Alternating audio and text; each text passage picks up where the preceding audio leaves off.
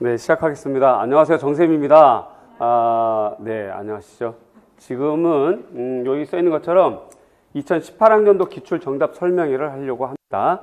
2018학년도라는 거는 2017년 11월 25일 날, 그러니까 어저께 본 시험에 대한 정답 설명을 좀 이 시간에 하려고 합니다.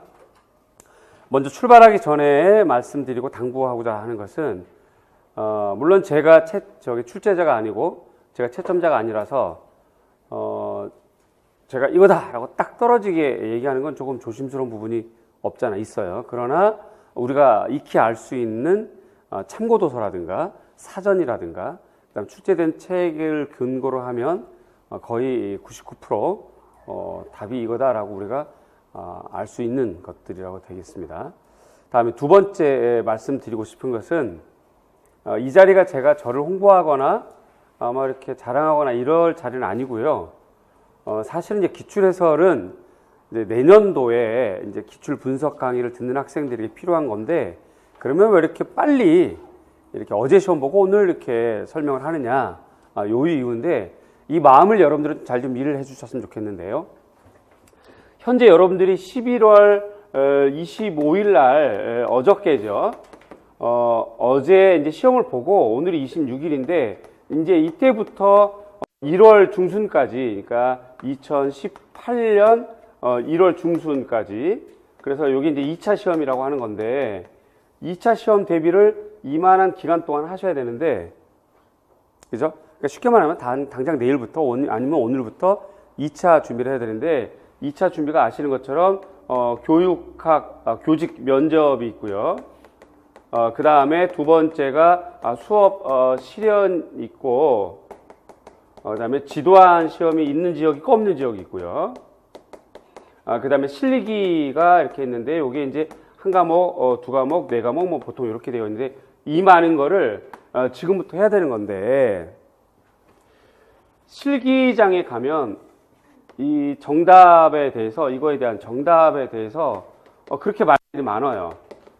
그런데 문제는 말이 많은 거야 그렇다 치더라도 자기가 쓴 것하고 정답이 자꾸 들리는 말이 달리 들리면 그것처럼 괴로울 수가 없거든요. 그래서 이 준비가 안 돼. 이게요.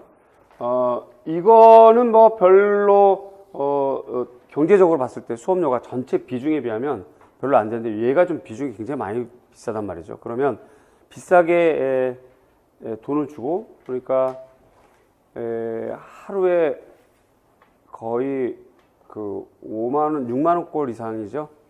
30일로 배웠다 치면 5만원이면 5, 30, 150만원이니까, 그죠?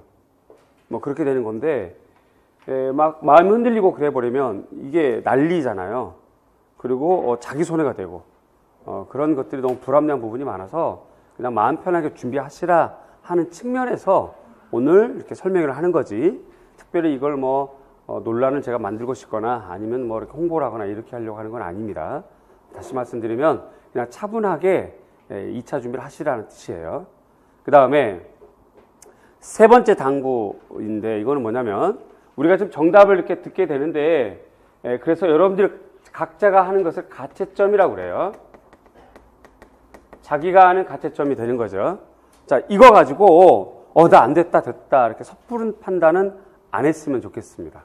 예를 들어서 어려운 문제가 있어요. A형이 어려웠거나 A형 중에서 몇 번 문항이 어려웠으면 그래서 자기가 못 썼으면 그것 때문에 자기가 망한 게 아니고 남들도 못 쓸 수가 있었잖아요.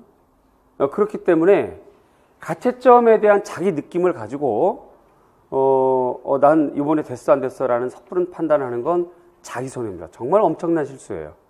자기한테 범하는 실수입니다. 그러니까 그렇게 하지 마시고, 혹은 예를 들어서 A형의 뭐 어떤 문항을 자기가 못 썼어요.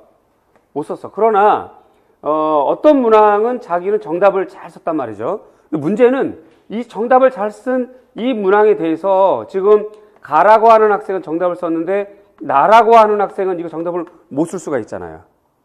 이거 상대적인 거란 얘기지, 내 얘기는.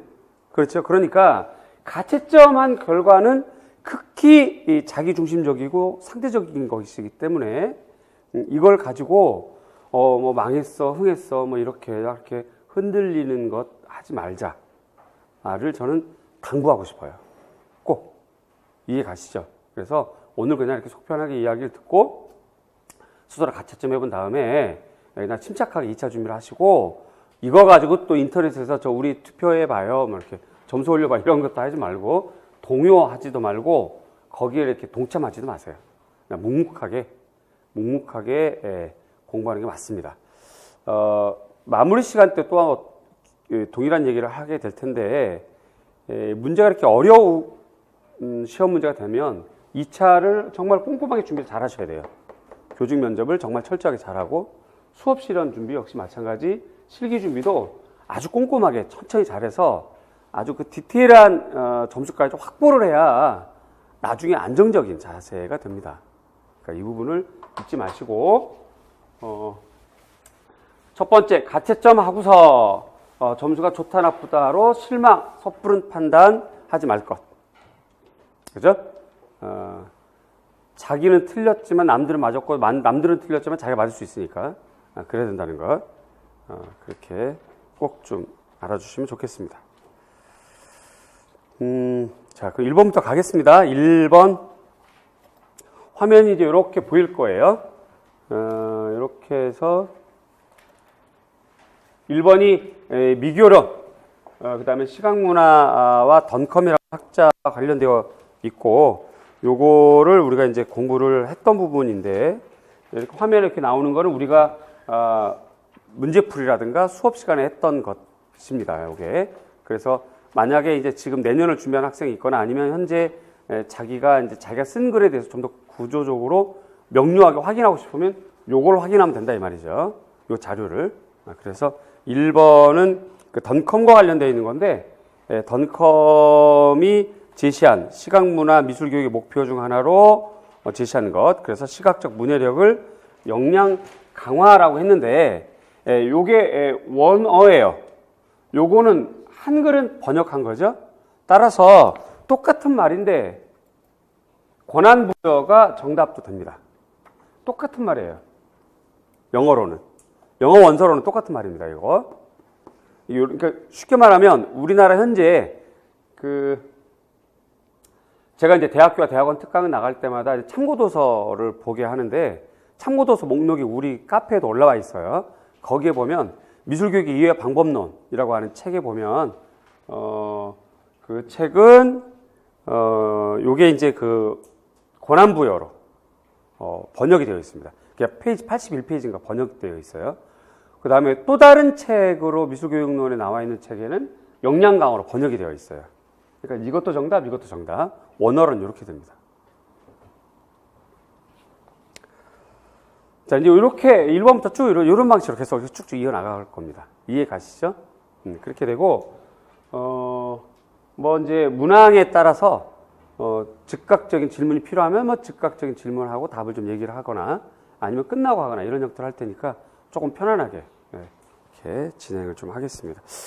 어제 본 시험에 대한 정답을 보면서 편안한다는 것이 조금 어폐가 있지만, 그래도 어차피 이제 시험을 지났고, 여러분들 전체가 다 어려워해요. 전국적으로 뭐 부산, 대구, 기타 여러 지역, 대전, 서울 학생들이 저에게 연락 오거나 문자 오거나 뭐 통화를 했거나 이렇게 보면 공부를 많이 했던 사람, 오래전에 했던 사람, 초수, 뭐 정말 여러 유형이 있는데, 전반적으로 똑같이 다들 어려워하고 또 A형을 어려워하고 하니까 입장이 똑같다. 그런 측면에서 내가 조금 편안하게 보시자. 이런 말입니다.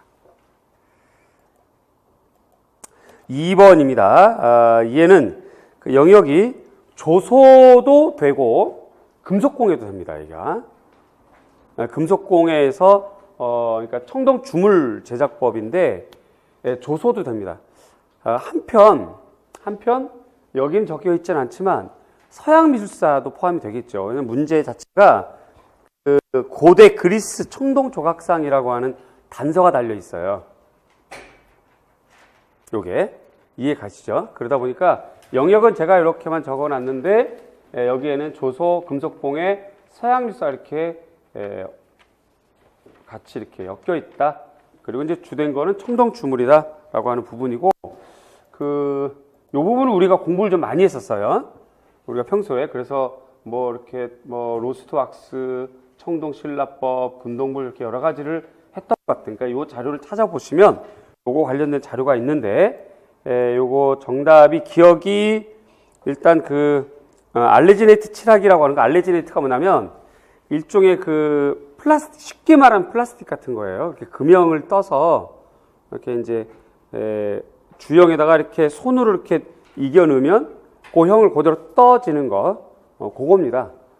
그러니까 이거는 지금 필요가 없는 거죠. 그 다음에 니은번에서 청동 조각상의 그 순서가 어떻게 되냐면, 이제 일반적인 순서는 7번, 9번, 1번, 6번, 4번, 8번, 5번이고 3번은 거기 작성되어 있죠, 문제에.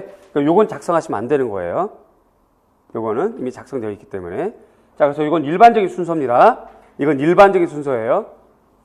왜 자꾸 일반적인 얘기를 하냐면, 제가 문제가 좀 있어요. 오류가 좀 있습니다. 요 문제가. 그래서 7번 일단 신봉을 만들어, 거기다 또 신봉이란 말을 넣어버렸단 말이에요. 신봉을 만들어, 그 다음에 점토로 형태를 만들고, 그 다음에 점토 위에다가 밀랍 두껍게 바르고 조각하기로 되어 있죠. 그 다음에 6번 거푸집을 만들어요. 쉬운 말로 겉을 만드는 거죠. 겉을. 그 다음에 탕도라든가 금속 줄이 좀 생략된 상태고, 탕도가 뭔 말인지 아시죠? 물줄기, 그러니까 금속 물줄기, 금속이 빠져나오는 줄기, 그걸 탕도라고 하는데 그 부분 지금 생략되어 있고, 그래서 녹여 제거하고, 그 다음에 그 빈자리에다가 금속물, 청동 샘물을 집어넣고, 그죠? 그 다음에 이제 굳으면, 식으면 거푸집 제거하고, 그렇게 되는 거죠. 그 다음에 이제 탕도 제거, 표면 연마, 그 다음에 착색 및 도금 처리하고, 마지막 표면 정리해서 완성, 이렇게 되는 거죠. 이게 이제 일반적인 과정인데 아마 쉽게들 이렇게 풀었을 거예요. 이게 맞습니다. 그런데 여기 단서 조항이 뭐라고 되어 있냐면 고대 그리스 청동조각상이라고 되어 있잖아요. 고대 그리스는 이 방법을 이렇게 안 했어요. 고대 그리스는. 그러니까 다시 말하지만 우리가 지금 현재 이 상태는, 자, 심지를 만들어, 그 다음에 흙을 만들어요. 그 다음에 밀랍을 씌워요. 그래서 안에부터 밖으로 계속 작업을 해왔죠. 밀랍 작업하고 밀랍 조각하고, 그 다음에 겉을 만들고, 그죠? 그 다음에 굳으면 빼내서 녹여서 빼내고 빈자리에 집어넣는 거. 요게 이제 일반적인 과정인데 고대 그리스는 이렇게 작업을 안 했어요. 거꾸로 작업을 했습니다. 거꾸로. 그래서 제가 이제 여기다 이렇게 빨간 걸로 했는데요. 원래 고대 그리스라고 한 단서가 달리면 순서가 이렇게 바뀌어야 돼요. 순서가 어떻게 되는 거냐면, 일단 간단하게 말씀드리면 흙을 만들어요. 흙을. 자, 이때 신봉 넣지 않습니다. 다시요. 설명 다시 합니다. 헷갈릴까봐. 우리가 일반적으로 찰흙 소조할 때 열십자로 하고 녹금 묶음 이렇게 신봉 같은 걸 하잖아요. 근데 그건 일반적인 지금 현대 기법이고, 고대 그릇은 그렇게 하지 않고 일단 흙으로 모델 작업을 해요. 여기엔 신봉이 없습니다. 모델 작업을 해요. 그 다음에 석고틀로 겉을 먼저 씌워요.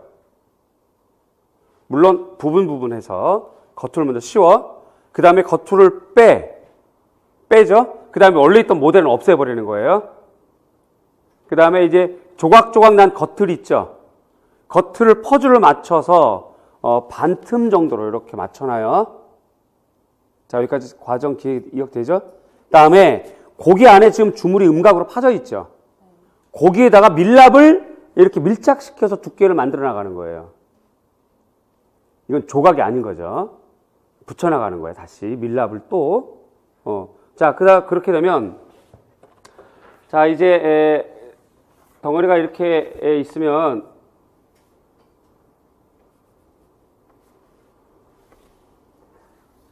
지금 요렇게 지금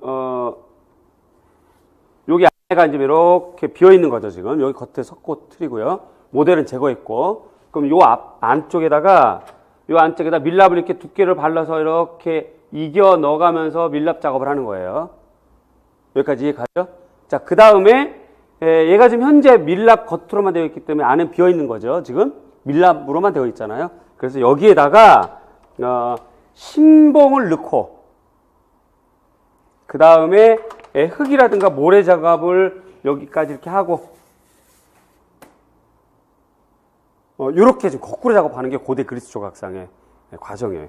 요게 지금 그 화면이 혹시 되어 있나요? 밑에?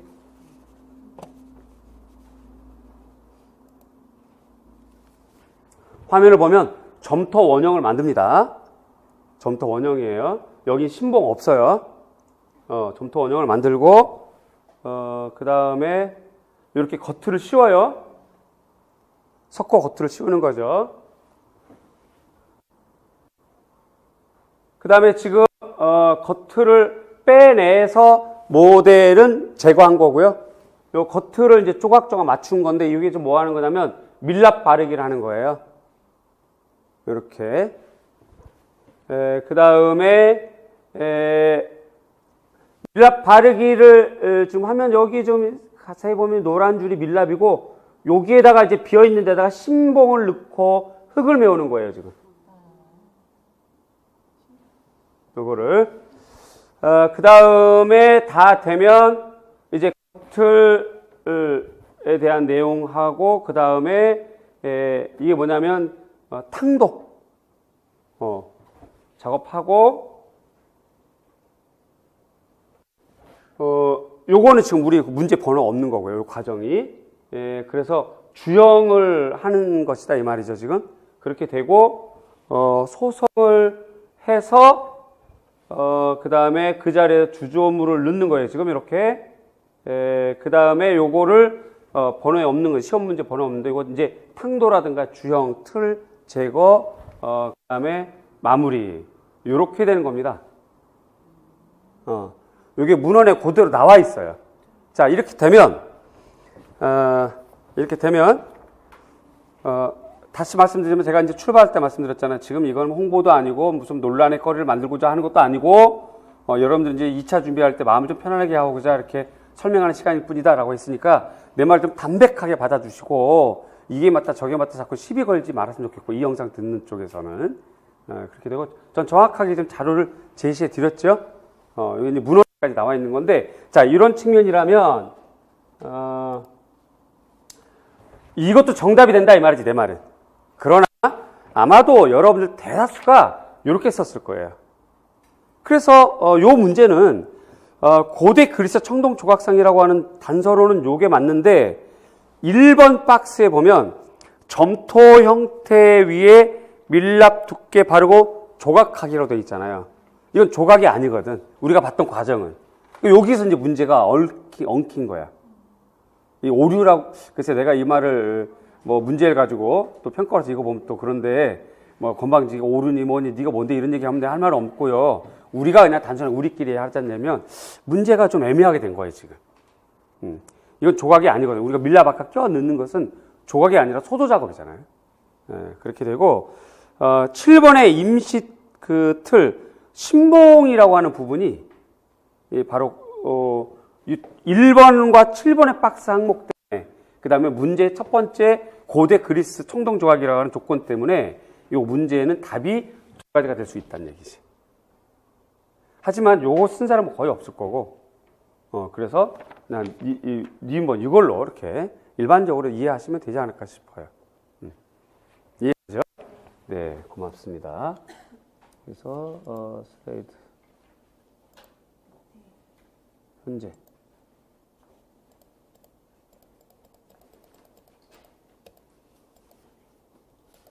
자, 그 다음에 이제 3번 보겠습니다. 3번은 조형론에 됩니다. 그래서 조형유서와 원리 쪽인데 명암과 관련된 내용이고요. 요거는 질감 연습을 많이 했는데 그 명암으로만 나왔어요. 그래서 이제 요게 정답인데 요게 원호예요. 그래서 이걸 키로 적어도 되고 끼로 적어도 상관없어요. 그런 건 상관없습니다. 원어로 이렇게 쓰시면 깔끔한데 이걸 뭐 어떻게 우리가 그쵸? 그래서 사전에는 키로 나왔는데 이렇게 외국 스파게티 좋아하는 사람들한테 물어보면 보통 끼 이렇게 다 발음을 하고 그러거든요. 그러니까 끼로 적어도 상관없습니다. 다음 이렇게 속도 이렇게 빨리 가도 되겠죠? 굳이 뭐 길게 얘기할 건 아닐 것 같고 5번이 이제 화론이에요. 특별히 이제 북송대인데 북송대가 문인화와 사의 계열이 이제 발전했던 시절이고요. 요거에 관련해서 우리가 문제를 또 요 자료를 보시면 되겠는데 기역번에 관련된 것이 그 글씨를 쓸 때 뜻이 필보다 앞서야 된다. 요건 그냥 그대로 직역해도 되고 의역을 해도 되고 의제필선이 됩니다. 요거는. 그다음에 니은번은 그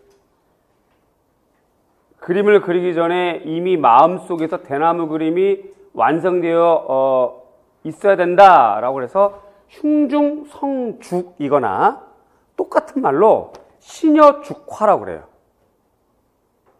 신여죽화. 요거는 수업 시간에 제가 한 적은 없습니다.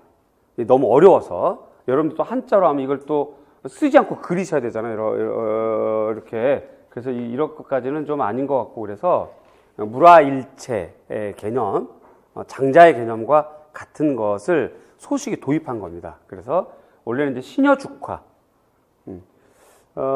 요게 이제 파란색, 요게 검정색이잖아요. 근데 원래는 원서에는 신여죽화입니다. 신여죽화. 근데 요걸 이제 우리가 편하게 조금 이렇게 관례적으로 번역해서 사용하는 번역서라든가 한글로 출판된 책에는 흉중성적으로 나와 있어요. 그래서 이제 이렇게 제가 한 건데 여기에 없는 물화일체도 정답이 됩니다. 물화교웅, 물화일체 뭐 전부 다 정답입니다.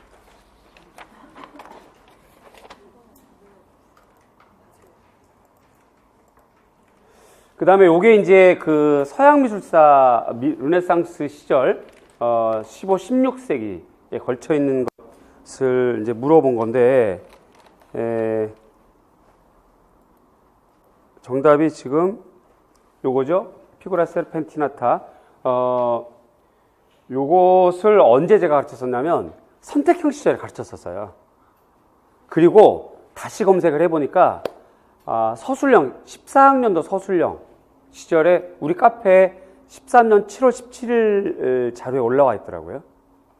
요거 이렇게 카페 검색을 해보니까 우리 미술 카페에 그렇게 되고 그 2016년 작년에 이렇게 설명도 했었던 부분이라서 작년 자료 갖고 있는 분들은 요거 앞에 세 글자는 기억이 나는데 요 뒤에 게 이렇게 막 헷갈리거나 좀 있을 것 같아요. 요 부분이. 근데 이것도 역시 한글을 이렇게 원서로 이렇게 번역한 거라 뭐 꼭 세르펜티나타 이렇게 아니어도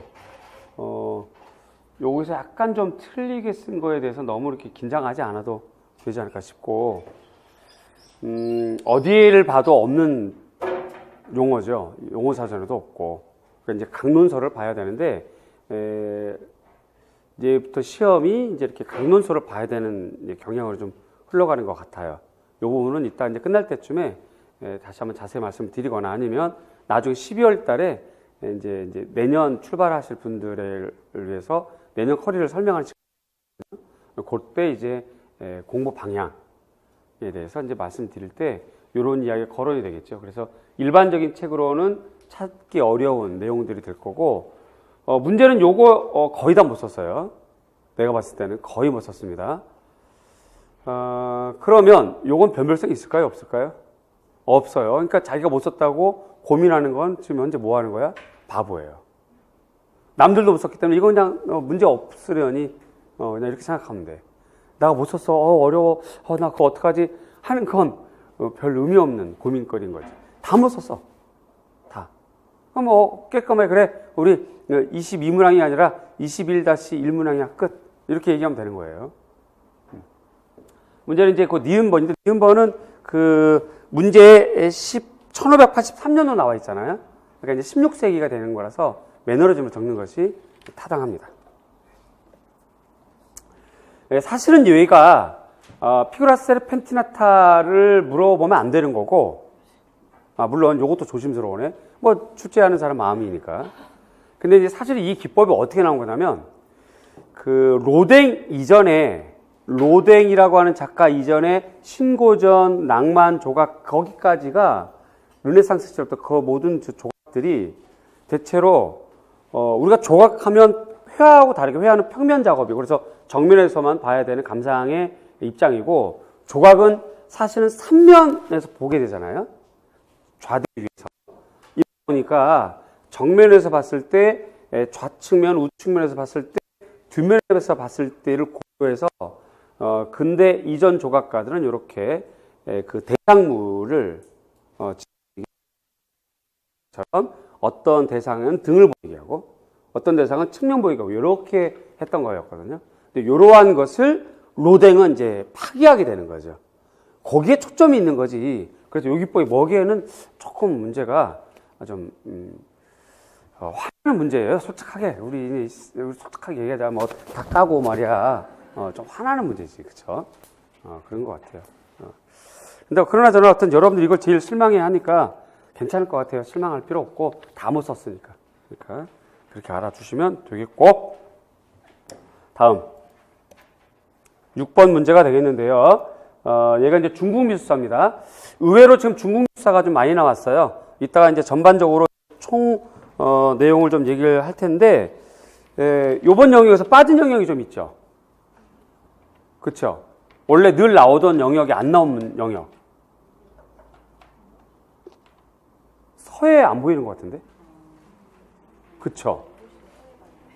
서해가 좀 안 보이고, 평소 디자인이 한 3문제 나왔었거든요. 그런데 디자인이 2문제, 많이 아니라 2문제 나왔으니까 1문제, 영역이 하나가 좀 빠지고, 오히려 중국사가 좀 더 들어가고, 그죠?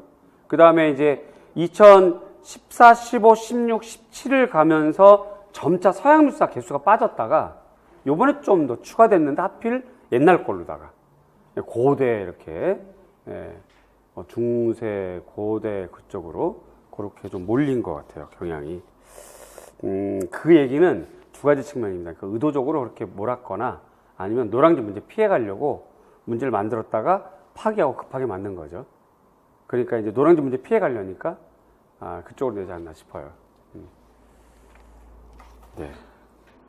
뭐 미술과뿐만 아니라 모든 과목들이 다 전공은 좀 어려웠다고 해요. 올해 교육학은 너무 쉽다고 그랬고 그게 이제 전체적으로 노량진 문제들 다 피하려고 많이 다 그런 것 같아요. 네.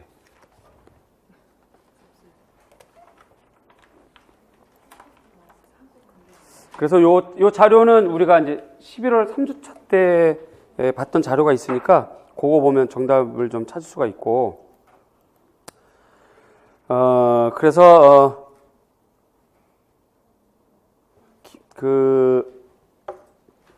화파는 양주 8개라고 적으시면 됩니다. 양주 8개. 그런데 요거 양주 화파라고 해도 상관은 없어요. 양주 화파라고. 이렇게 사전에는 8개로 나와 있는 경우도 있고 또 다른 사전에는 화파로도 나오고 이렇게 됩니다. 근데 이제 양주 지역의 8명의 모임이라는 뜻면은 이제 이렇게 나와 있으니까 이것도 정답, 이것도 정답. 그 다음에 니은버는 누가 봐도 괴화법.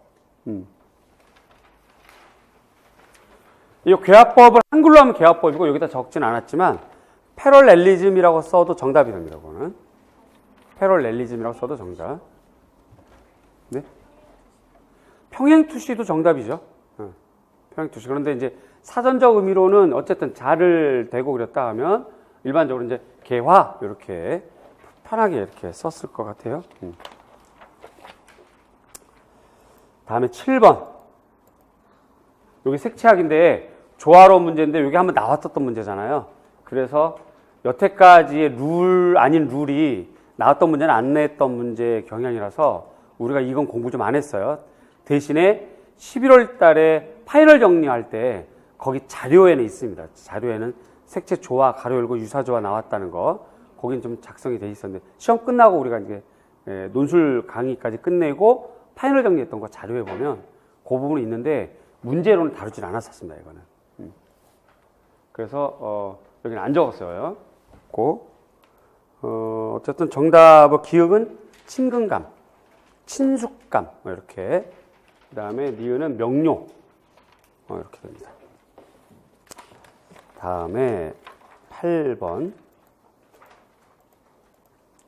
얘가 이제 디자인 문제가 되겠고요. 디자인 중에서 영상 그래픽이 되거나 아니면 애니메이션 제작이 되거나 이렇게 됩니다. 요건 제가 하나만 적었습니다. 근데 이제 여러분들이 이걸 그냥 이렇게 편하게 좀 넘어갔겠죠. 지금까지 8번이 올 동안 또 영상을 보는 학생들도 굳이 이거 뭔가라고 할 텐데 이 부분은 내년 시험 보는 사람한테 굉장히 중요할 것 같아요. 왜냐하면 대영역, 중영역. 그래서 중영역에서 어떤 것이 이렇게 포진되어 나오는구나 라고 알 수가 있거든요. 그래서 이런 부분들은 일종의 팁 같은 거니까 혹시 이제 뭐 내년 시험 준비하는 후배들이 있거나 그렇게 되면 혹은 이 영상을 보는 사람이 있으면 이 부분에 대해서 이렇게 앞에 제가 계속 1번부터 8번까지 쭉 했을 때 그 영역에 대한 체크를 좀 유심히 할 필요가 있습니다. 특히 이 대영역은 누구나 다 볼 수 있어요. 근데 이제 그 다음번에 있는 거 요걸 좀 보시고 여기에는 영상 그래픽 그 다음에 이거 말고 애니메이션 제작도 해당된다는 거. 그래서 얘도 우리가 이제 그 11월 달에 공부를 했던 부분이 있고 정답은 그냥 셀이네, 그죠? 그런데 요때 이제 문제 안에 전 세계적으로 널리 보급되었다 캐릭터 애니메이션의 표현 방법인 가로 열고 가로 닫고 무엇은 돼 있잖아요. 그러니까 셀 애니메이션 기법이라고 써도 되고 기법 빼도 되고 그 다음에 그냥 통상적으로 얘는 지금 문제가 애니메이션 기법이라고 8 다음은 애니메이션 기법 이렇게 돼 있잖아요. 그래서 요 말까지는 안 써도 정답 처리해줘야 정답이에요. 네, 정상이에요. 그러니까 선생님 저 애니메이션 안 썼는데 뭐 이렇게 하지 말고 편안하게 아시겠죠? 그래서 애니메이션 짝까지는 안 써도 됩니다. 문제 위에 있으니까. 그러나 이제 정상적인 건 다 써주려면 셀 애니메이션은 가거나 셀 애니메이션 기법은 가거나 이렇게 하는 게 좋겠고. 다음 이제 9번부터는 서술형이 되겠죠. 그런데 이제 미결원도 되고 교육과정도 됩니다. 이렇게 같이 이제 왜 그러냐면 지금 교육과정이 단독으로 나온 문제가 오늘은 보니까 없는 것 같아요. 교육과정만 단독으로 나온 거는 무슨 얘기냐면 이제 2015 교육과정 낼 거 다 냈다는 얘기예요. 그러니까 이제 자꾸 이렇게 조합하거나 응용하는 문제가 앞으로도 계속 나올 것 같다는 생각이 들고 윌슨이라고 하는 학자 그 다음에 중학교의 표현 성취 기준 요거 나왔었는데 또 나온 것 같아요. 그죠? 영역으로만 따지면 어쨌든 뭐 이렇게 많이 건드려 봤던 부분이라 조금 다행스럽긴 한데 어머 왜 이러니? 네 이렇게 되죠. 기억은 소재 그 다음에 니은이 지각 이렇게 됩니다. 그래서 그 문항의 메뉴에 보면 윌슨의 평가 항목에 보면 평가해야 할 내용에 1번 매체, 도구, 과정, 기술, 2번 시각적 구조, 3번 소재, 4번 미술 형식, 그 다음에 5번 문화적 맥락, 6번 미술 이론과 비평이 있고 행동에는 지각, 지식, 이해, 분석, 평가, 감상, 제작 이렇게 되어 있잖아요. 요거에서 이제 골라내는 건데 기억은 소재, 니은은 지각 이렇게 됩니다. 요게 이제 여러분들이 헷갈릴 것 같아서 요 밑에 설명을 제가 적어 드렸어요.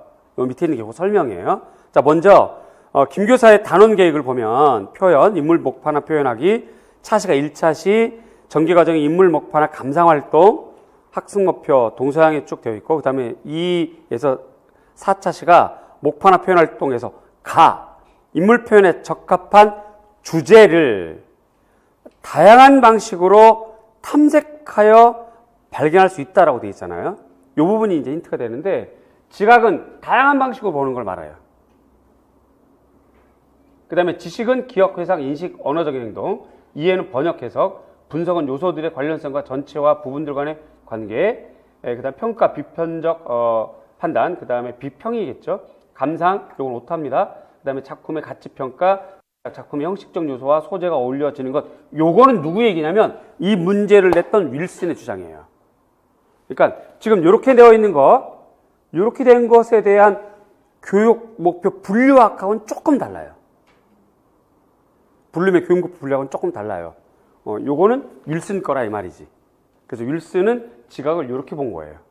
따라서 다양한 방식으로 보는 거, 주제를 다양한 방식으로 탐색하여 발견할 수 있다라고 되어 있기 때문에 니은에서 행동은 지각이 됩니다. 이렇게. 그렇게 되고 이제 성취 규정, 요 빨간색은 문제가 아니죠. 요걸 기준으로 학습 목표를 쓰게 되어 있는 거라서 성취 기준이 주제의 특징과 표현 의도에 적합한 조형 요소와 원리를 탐색하여 효과적으로 표현할 수 있다로 되어 있는 거고, 요거를 그냥 쉽게 이 주제로 바꾸면 인물 목판의 특징과 표현 의도에 적합한 조형 요소 원리를 탐색하여 효과적으로 표현할 수 있다로 이렇게 제시하면 되겠고요. 요 문장을 이제 오늘 우리가 이제 2시간, 1시간 있다가 개강하게 되는 2차 대비반 OT 때 사용하는 그 2차 대비반 수업 실험과 지도안에서는 이렇게 문장을 작성하면 안 됩니다.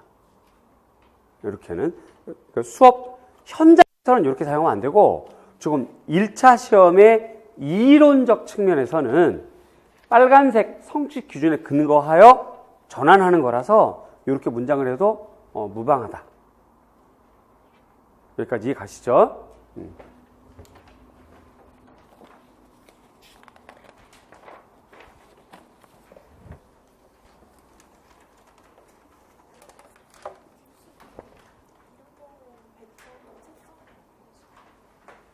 네?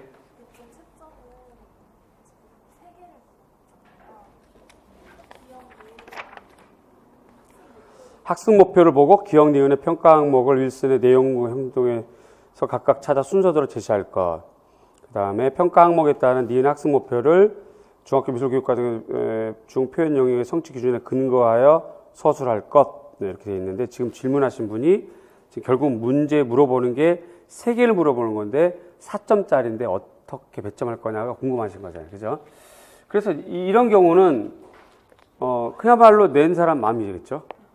낸 사람 마음인데, 우리가 상식적으로 생각하면 아무래도 문장이 길면 형평성 때문에 얘를 1점, 1점, 2점을 주게 되어 있는 것이 일반적인 건데, 그러나 지금 만약에 채점위원들, 출제위원들이 출제하는 그 자리에서 이 문제를 내고 의논하고 문제로 결정되기까지는 여러 가지 토론이 있었겠죠. 자기네들끼리도 협의도 있었겠고, 그럴 때 만약에 현직에 있는 분이라면 강하게 어필을 했었을 것 같아요. 이게 정답일 경우 지금 2차 시험에서 사용하는 실제 교사학습 지도안, 현장 사용하는 교사학습 지도안에서 이렇게 쓰면 이건 오류가 되는데 얘를 2점으로 배정하는 건 좀 문제가 있지 않겠나라고 할 수 있겠죠. 그죠? 그렇게 되면 난이도로 보자면 얘가 어려운 거예요, 지금요. 난이도로 보자면. 그러면 얘를 1.5점, 1.5점, 얘를 1점 이렇게 줄 수도 있는 거예요. 강하게 어필할 것 같아요, 저라면. 그러니까 학교 현장 사용할 수 없는 학습 목표인데다가 문장 진술상에 오류가 있는 거를 아무리 1차 시험이라도 이렇게 해놓고 이걸 2점까지 주냐? 이건 부당하다라고 얘기하는 사람이 있었더라면 아마 그렇게 또 배점이 되지 않을까 싶어요. 그래서 이건 제가 뭐 거기 있질 않았으니까 제 의견, 개인적인 걸 말씀드린 겁니다. 이해 가시죠? 아마 여기서 뭔가 조금 실수가 있어서 아쉬워서 물어본 거 아닌가 싶으네. 그죠? 이건 사실 되게 어려운 거예요. 어려운 거고, 그 다음에 이 지각을 맞추기는 정말 어렵습니다. 왜냐하면 조금 전에 얘기했던 것처럼 우리가 일반적으로 교육목표 분류학, 그 블룸의 그러한 그 내용을 보자면 이 내용은 전혀 다른 내용이거든요. 근데 이거를 이제 윌슨이 이렇게 얘기를 했기 때문에 윌슨 입장에서 지각을 찾아내기 어려워요. 그래서 그냥 소문항처럼 기억 니은되어 있지만 이건 배점을 많이 줘야 되는 거거든, 사실은.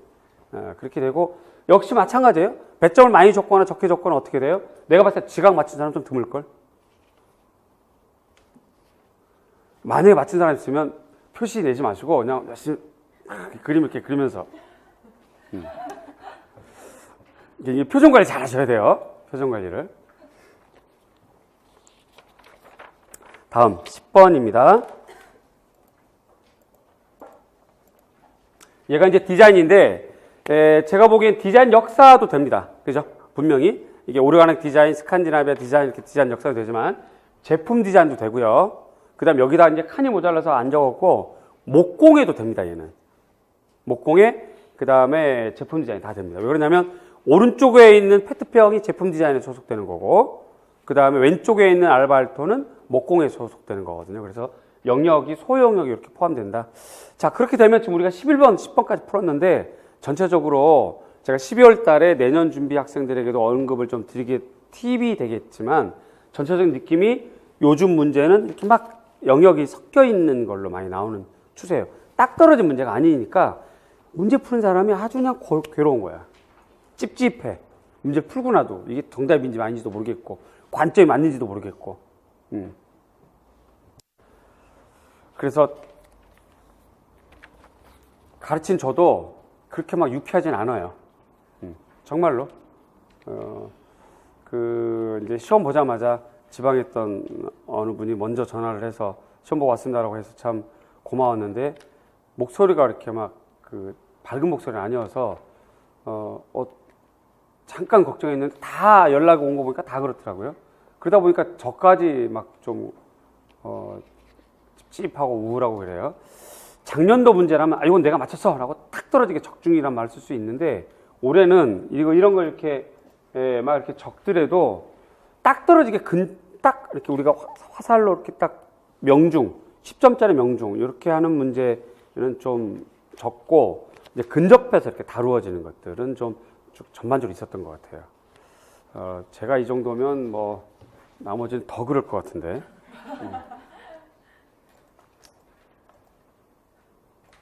자, 그래서 이렇게 보면 가의 소재는 나무라고 하시면 됩니다. 나무. 뭐 자작나무니 뭐 이런 거 안 써줘도 돼요. 나무고요. 소재 문제가 뭐냐면 소재와 유기적 형태 비교 서술하라고 되어 있죠. 비교 서술하라고 되어 있어요. 그래서 소재는 나무다. 나무는 가볍고 강하고 가공이 쉽고 무늬가 아름답고 감촉이 좋고 열과 전기를 잘 전도하지 않는다. 이렇게 길게 쓸 필요는 없고 이 중에서 하나만 쓰셔도 된다는 거지. 이 중에서. 그러면 왜 내가 그러면 나무라고 하는 소재의 특징이 이것만 있냐? 그렇진 않죠. 뭐 가공 쉽다, 가격이 싸다, 뭐 이런 것도 다 됩니다. 그런데 왜 이걸 선택했냐면 나번의 소재가 뭐예요? 일종의 플라스틱이란 말이죠. 그 소재와 비교 서술하려다 보니까 선택할 수 있는 문장과 단어가 많지가 않아. 그래서 가볍다. 나번을 생각해 보세요. 나번 플라스틱과 비교해 보세요. 가볍다, 강하다, 가공이 쉽다. 그죠? 그 다음에 플라스틱은 없지만 얘는 무늬가 아름다워요. 목재는. 그제? 감촉이 좋아요. 플라스틱보다는 목재 감촉이 좋아요. 그 다음에 열과 전기 전도되지 않죠. 비교적 강하다는 뜻이에요. 나번에 비해서. 그 다음에 나는 플라스틱이야. 좀 정확하게 얘기하면 제품 디자인으로 얘기하자면 열 가소성 수지이고 폴리프로펜이에요. 얘예요. 얘의 특징이 뭐냐면 표면에 광택이 좋은 거야. 표면에. 그럼 얘는 뭐야? 지금 무늬가 아름답다. 이거랑 비교가 되죠. 감촉이 좋다. 이거랑 비교되죠. 그죠? 색소를 집어넣으면 여러 색깔을 낼 수 있어요. 그런데 나무는 그렇지가 않죠. 그냥 무늬. 이렇게 되는 거죠. 그래서 이렇게 좀 소재가 비교가 되는 겁니다. 소재만. 그 다음에 특히 그 생수병은 폴리프로필렌으로 이렇게 제작을 하는 거거든요. 이게 이제 그 재료에 따른 특성 때문에 그래요. 이렇게 되고. 그 다음에 형태는 인체공학적 형태, 가는. 왜 그러냐면 얘의 목적이 결핵요양원에서 햇빛 바라보면서 결핵 환자들이 쉴 때 사용하는 의자거든, 이게. 예, 그 다음에 두 번째는 결핵 환자에게는 철분이 굉장히 나쁘대요. 그러니까 의자에 주변 일상용품에 못이라든가 철제가 있으면 안 되라서 완벽하게 나무로만 만들려고 하는 의도로 만든 거니까 그 앉는 그 요추 있는데 허리, 경추와 요추가 만나는 부분, 대퇴부 뭐 이런 부분에 해당하는 인체공학적인 형태가 됩니다. 유기적 형태 중에서. 그 다음에 오르가닉 디자인의 의의는 생명체 느낌을 존중한다가 되겠고, 나 같은 경우는 자연의 속성을 드러내는 태도가 되겠죠.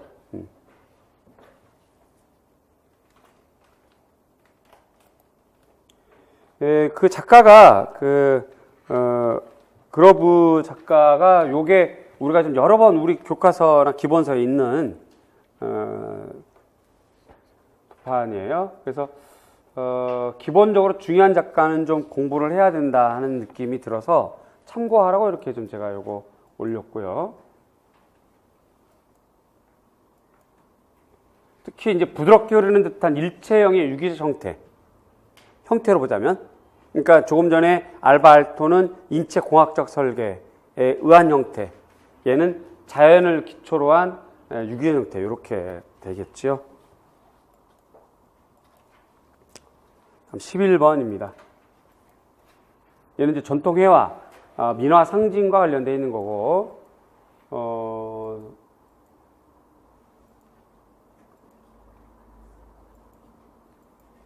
자, 이제 문제가 뭐냐면 가하고 나에서 물고기를 사용한 이유를 순서대로 각각 쓰라고 되어 있죠. 그래서 가에 물고기 사용한 이유는 한겨울에 얼음을 깨고 잉어를 잡아들인 진나라 선비 왕상의 효도 고사예요. 고사.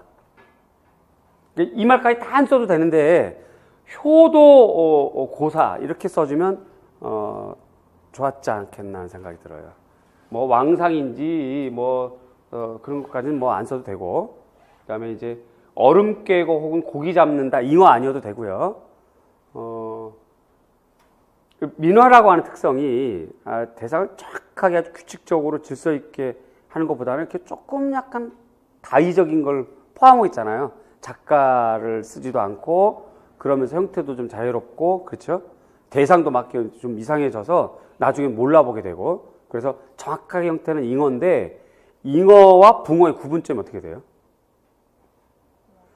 저 수산시장 가면 얘기하는데 우리 일반인들은 몰라요. 이게 잉어인지 이게 붕어인지 잘 모르거든요. 그러다 보니까 민화를 그린 사람들도 이게 어떤 거는 분명히 잉어에서 출발했지만 잉어가 아닌 것도 있거든. 그래서 자, 제가 생각하기엔 말이 좀 길어졌는데 한겨울, 얼음 깬 것, 잉어, 왕상, 효도, 고사 이런 것이 중요한 단어인데 이것까지 다 못 썼더라도 효도라는 말을 좀 썼으면 좋겠고, 고사, 옛날 이야기, 그 다음에 물고기라고 해도 흠은 안 된다는 생각이 듭니다. 어쨌든 이것 때문에 이렇게 썼고요. 나번에 물고기는 고기여자와 나물 여자가 그 일성으로 하면 우라고 하는 도금이 같아서 사용합니다. 이게 용도가 달라요. 그 다음에 삼여는 밤, 흐리거나 비 오는 날, 그 다음에 겨울, 요게 됩니다. 삼여가. 관심 안 가져도 돼요. 이거 쓴 사람 거의 없으니까요. 저희 집 찻잔에만 좀 있어요, 물고기. 제가 그걸 좀 좋아해서 하얀 백잣잔에 이렇게 파란색 청아로 이렇게 물고기 이렇게 그린 게 있는데, 그렇게 됩니다. 밤은 하루 중에 일할 수 없는 여유. 이게 지금 뭐냐면, 그 삼여의 구체적인 의미를 서술하라고 되어 있잖아요. 그래서 이렇게까지 다 해야 되는 거예요, 지금. 구체적인 의미까지. 그 다음에 흐리거나 비 오는 날은 농사일을 볼 수 없는 날이 되는 거죠.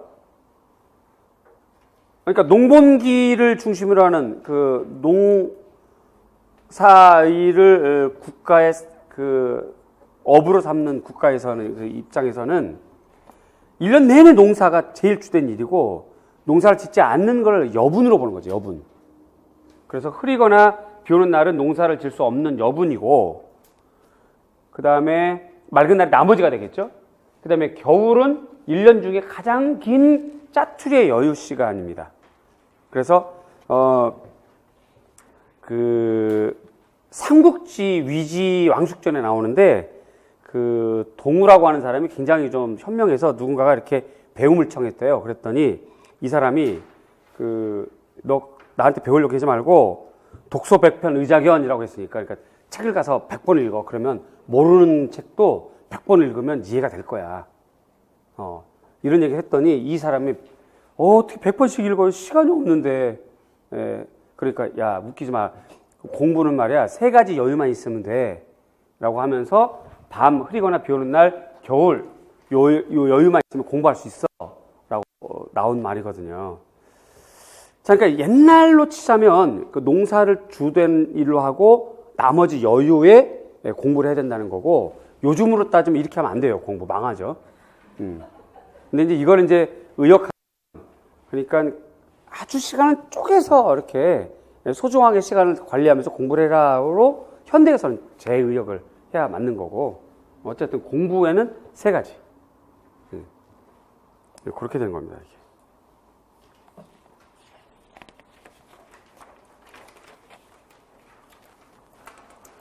그 다음에 12번이 좀,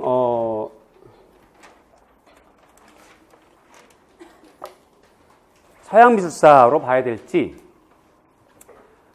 선리미술사로 봐야 될지. 자, 여기에서, 문제가 좀 관계없는 말씀을 드리자면, 평가원을 제시한 출제 영역에서 서양미술사와 현대미술사를 구분해 놨어요. 영역이 달라요. 영역이.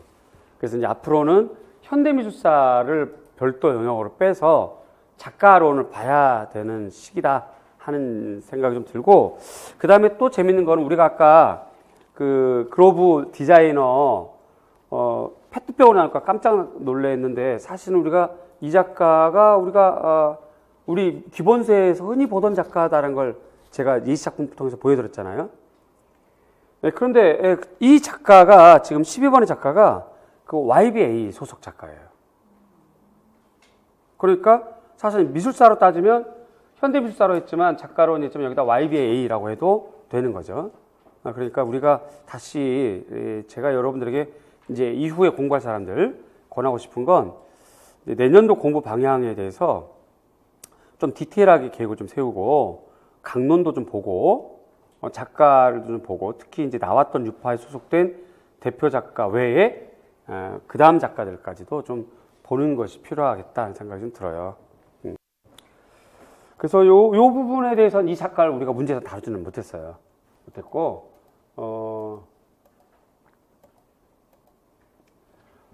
석고롭, 그러니까 예를 들어서 지금 우리가 교실이 이렇게 있으면 여기다가 전체를 다 그냥 석고로 매립을 해버리는 거야. 그리고서는 겉에를 부셔버리는 거죠. 그러면 이제 그 안에 모형이 석고로 이제 남는 거잖아요. 근데 문짝도 있고 창문도 있고 그럴 텐데, 자, 문짝과 창문은 보이지만 안으로 들어갈 수 있어요, 없어요? 없어요. 그냥 꽉 찬 덩어리야, 그냥.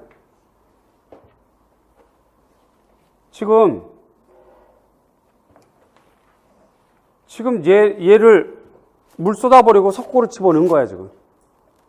꽉 찬 덩어리가 되는 거죠. 그 다음에 오른쪽 도판이 뭐냐면, 밑에 벽돌 같이 되어 있는 거 있잖아요. 밑에 있는 벽돌 아래 칸, 기단부, 그 다음에 두 번째 칸 있죠, 그죠? 얘를 똑같이 떠내가지고 그 위에다 들여 엎어놓은 거예요.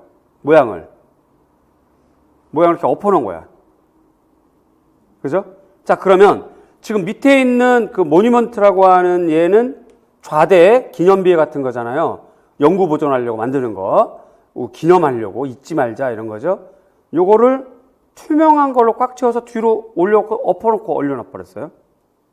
반항하는 거죠, 일종의. 그러고 보니까 YBA 비슷하지, 느낌이? 그렇게 되는 건데, 자, 그래서 일단 가는 석고로 떠는 주조 방법이고, 공간은 닫힌 공간. 아무 꽉 차 있어, 그냥. 꽉 찬 공간이고, 사용이 불가능한 공간입니다. 이 건물 뭐 이런 건데 사용할 수가 없어요. 이 기념비도 사용할 수가 없죠. 꺾고 엎어버렸으니까. 자, 주제는 첫째, 극히 일상적이고 원형적인 삶의 오브제. 둘째, 기억, 건축과 모험, 사적이고 공적인 영역의 관계에 대한 문제. 기념비의 속성은 어떤 뜻깊은 일이나 훌륭한 인물들을 오래도록 잊지 아니하고 마음에 간직하기 위해 세운 비잖아요. 일종의 영구적인 속성이 있는 거거든요. 그런데 인간의 존재와 부재에 대한 기호로서 인간의 유한성과 죽음을 은유하는 것이 바로 이 입장입니다. 뭐 주목받고 유명하고 재미있는 작가라고 하긴 했는데, 이렇게 이제 작년에 페미니즘이 나오고 그러면서부터 이렇게 작가론에 대한 것이 좀 자꾸 이제 나오게 되니까 내년부터는 이제 그런 걸 염두에 두고 수업도 하고 저도 또 공부도 이렇게 그래야 하지 않겠나 하는 생각이 들어요. 다음. 13번이 항공기술사이고 전통건축인데 건축은 모의고사 때 풀어봤던 부분이 좀 있고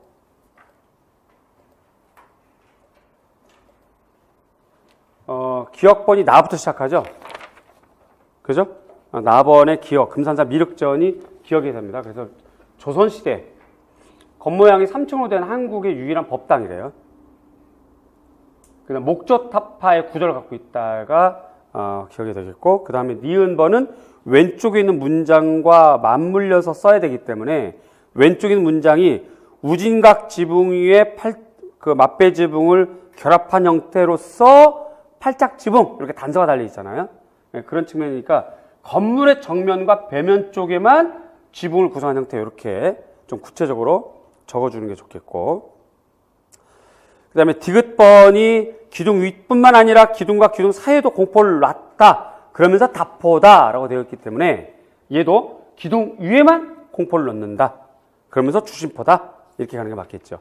가로 안에는. 그 다음에 이제 정면 3칸, 측면 4칸 크기의 건물로 되어 있다를 참고하면 얘가 1층과 2층이 정면 5칸, 측면 4칸입니다. 1층, 2층. 여기서는 1층만 적어라 그랬는데 똑같습니다.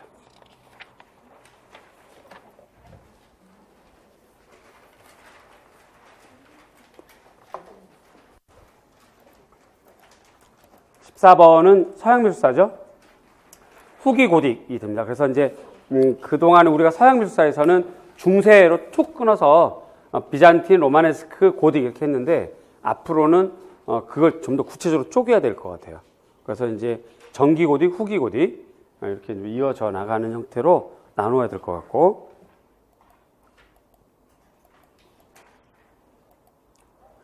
다행히 그 마르티니는 우리가 한번 해봤던 거라서 공통된 제목은 수태고지, 나번의 백합은 성호말의 순결로 되어 있거나, 자 천여성은 그 다른 책에는 천여성으로 되어 있어요. 천여성은 그러니까 그 두 책이 서로 다른 거야. 의미론적으로는 같은 건데 한글로는 달라요. 그래서 아마 두 개 다 이렇게 했지 않았을까 싶어요. 그 다음에 인물의 표정과 자세 측면에서 의상과 인간의 체형, 복잡한 인간적인 감정 표현의 다양성에서 세속적인 현실감이 중요한 말입니다. 세속적인 현실감. 그 다음에 흘러내리는 의상의 부드러운 곡선, 가느다란 몸매, 미묘한 우아함. 지금 읽으면서 문장이 조금 이 진술 방식이 다른 거 못 느끼셨어요? 두 책에서 이렇게 표현한 겁니다. 지금. 두 책에서. 그러니까 요것도 정답, 밑에 것도 정답이라는 뜻이에요. 그래서 세속적인 현실감이 어떤 책은 딱 그냥 고로 떨어지는 정답. 또 다른 책은 요 아랫줄. 흘러내리는 의상의 부드러운 곡선, 가느다란 몸매의 미묘한 우아함, 황금색 배경에 두드러지게 나타나도록 기교적인 배치, 동작이 너무 우아하고 지나치게 세련된 표현. 이렇게 길게 문장이 나와 있어요. 다른 책에는. 자, 그래서 A형 풀어봤고, 자, A형을 여러분들 제일 어려워했는데, 어려워했던 문제가 바로 이제 그 피구라, 개랑, 그 다음에 고기 3마리. 네, 오늘 우리 저녁에 스시를 먹어야 되겠네요. 자, 얘네들인데, 자, 여러분들이 상심하는 것만큼 어렵긴 했지만, 여러분 각자만 못 쓴 게 아니라 남들도 못 썼겠다. 그 다음에 들여다보니까 의외로 윌슨 것도 좀 어려웠고, 근데 역시 어려워하는 것들은 뭐 어쨌다는 거예요, 지금? 남들도 다 모르고 못 썼으니까 여러분들 상심하면서 막 이렇게 2차 실기학원 어떻게 되나 걱정 이런 거 하지 말고 침착하게 실기 당당하게 하시고, 그 다음에 실기학원에서 제발 답이거나 저거에 떠들지 말고 너가 알아서 판단해라 이렇게 당당하게 하시고, 그거 굉장히 스트레스예요. 실기학원에서 자리 싸움 하는 거, 그 다음에 정답이 어쩌다는 등 어쩌다는 등 그런 거, 또 이제 제일 만만한 그 이론 선생님들, 이론 강사들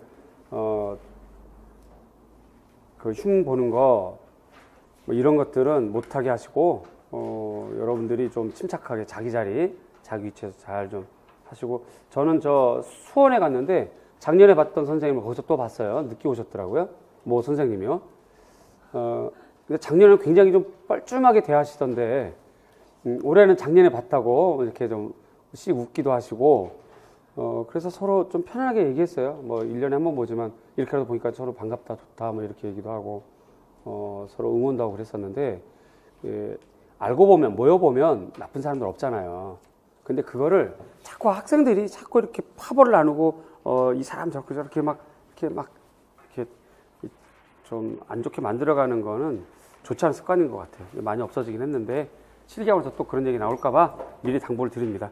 침착하게 주변에 귀 닫고, 잘 하시고, 부산도 그렇고, 창원, 대구, 그다음에 서울, 노량진도 이제 조용해지겠죠. 자, B형 보겠습니다.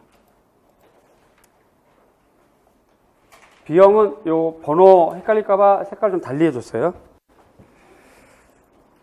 요거 뭐 누가 봐도 파나죠, 그죠? 그리고 공파나인데 공파나가 스텐실, 그다음에 실크 스크린이 있는데 실크 스크린을 상업용으로 보자면 실크 스크린, 예술용 보자면 세리아프 이렇게 되어 있고요. 요걸 이렇게 그다지 구분하진 않았던 것 같아요. 그래서 얘는 이제 우리가 파나는 뭐 많이 다뤄봤던 부분이라서 다행이었는데 얘가 자, 건조는 그 건조 조건을 포함해서 수술하라고 돼 있지, 그죠? 건조 조건은 암실의 적색, 정확하게 말씀드리는 겁니다. 적색, 황색, 안정등 밑에서 작업하는 거예요. 근데 요거 쓴 사람 없을 거예요. 그냥 암실 이렇게 아마 했을 거야. 그래도 맞게 해야지.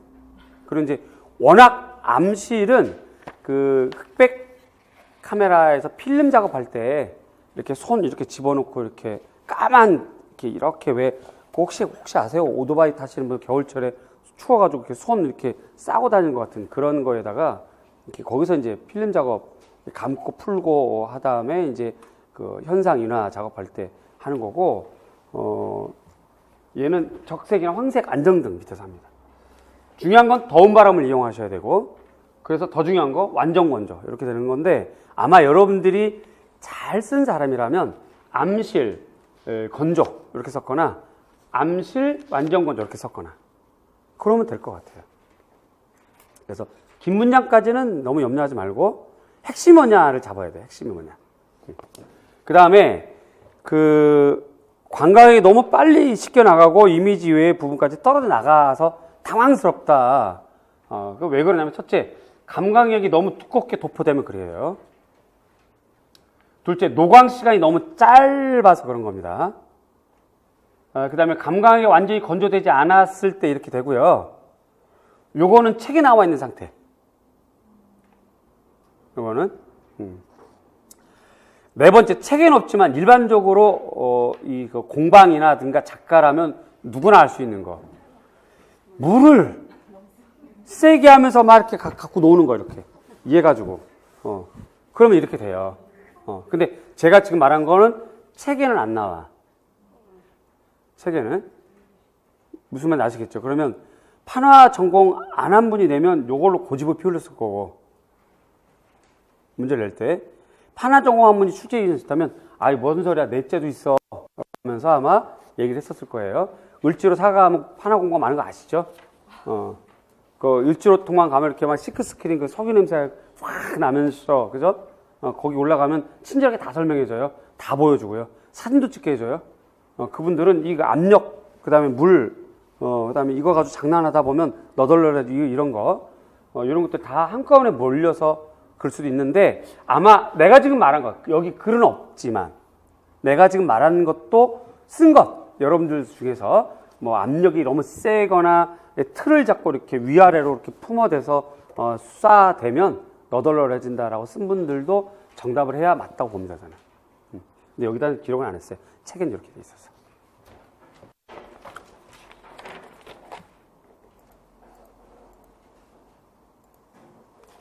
서양 미술사입니다. 고대 조각이거나 현대 조각 두 개로 이제 되어 있는데, 대상이 일단 얘가 여기도 많이 풀어봤네요.